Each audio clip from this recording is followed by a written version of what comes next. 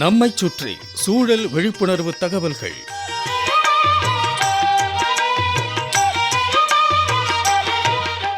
அன்புள்ள கருப்புசாமி ஐயா அவர்களுக்கு உங்கள் மாணிக்கம் எழுதும் மடல். நலம் நலமறிய ஆவல். 1947ஆம் ஆண்டு நம்ம நாட்டுக்கு சுதந்திரம் கிடைச்சது. அதே ஆண்டு யூத மக்களுக்காக உருவான நாடு தான் இஸ்ரேல். நம்மகிட்ட நல்ல நீர்வளம், நிலவளம், மனிதவளம் எல்லாம் இருந்தது அப்போ.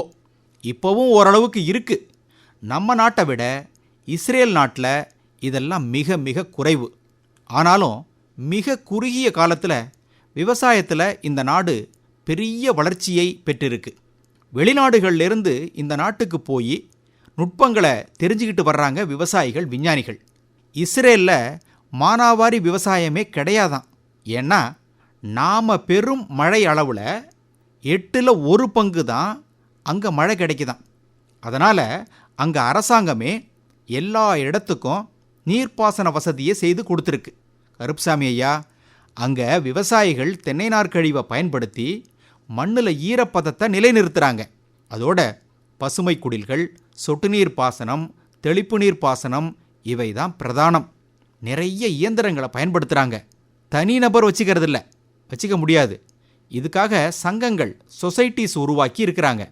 அங்கே சொன்னால் அவங்களே வந்து அறுவடை, மற்ற வேலைகள் எல்லாத்தையும் காசு வாங்கிக்கிட்டு செய்து கொடுத்துருவாங்களாம்.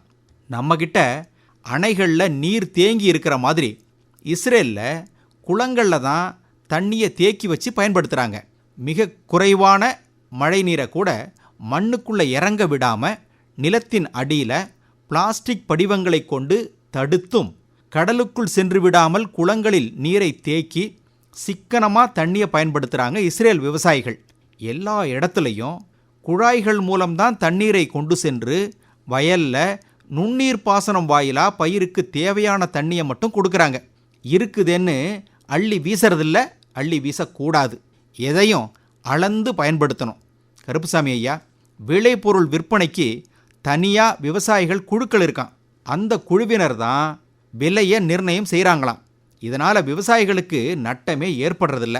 சாக்கடை நீர், கழிவு நீரெல்லாம் சுத்தம் பண்ணி அரசாங்கமே சாலை ஓர மரங்கள், அரசுக்கு சொந்தமான இடங்களில் இருக்கும் மரங்கள், செடி கொடிகளுக்கு பாசனம் செய்கிறாங்களாம். நம்ம நாட்டில் பயன்படுத்தப்படும் உரத்தில், கனிம உரத்தில் 4/1 தான் அங்கே பயன்படுத்தப்படுது. அதிலும் திரவ வடிவ உரமாக நீரில் கரையும் உரங்கள். நுண்ணீர் பாசனம் வழியாக உரத்தையும் கொஞ்சம் கொஞ்சமாக கொடுக்குறாங்க. அளவறிந்த பயன்பாடு. 12,000 ஆண்டுகள் பாரம்பரியமுடைய விவசாய நாடு நம்ம நாடு. 73 ஆண்டுகளே வயதுடைய நாடு இஸ்ரேல். இதுக்கு மேலே என்ன கடுதாசியில் எழுதுறது? இப்படிக்கு மடல் மாணிக்கம்.